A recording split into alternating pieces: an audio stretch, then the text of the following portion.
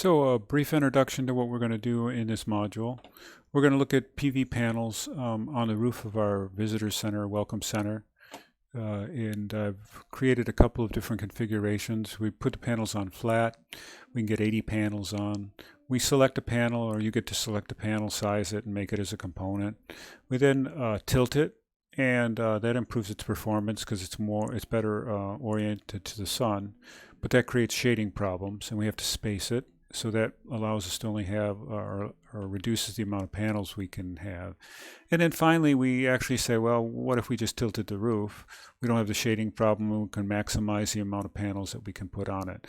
So we have these three analyses that we do, and we use web-based software to generate our outputs per month for the three configurations that we do. And then we look at the number of panels, how much energy we can generate, what we estimate the cost would be to install them and buy the panels times the number of panels to get a total cost.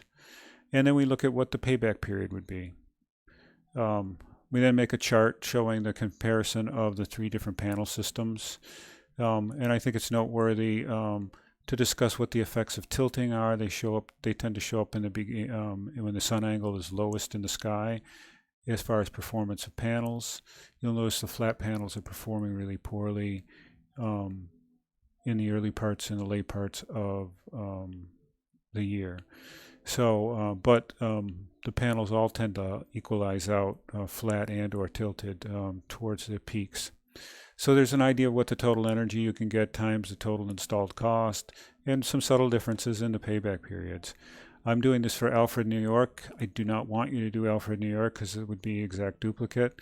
I want you to pick another location. It's absolutely necessary that it's not Alfred. I want these numbers to look different, and I want your analysis to look different in the final report.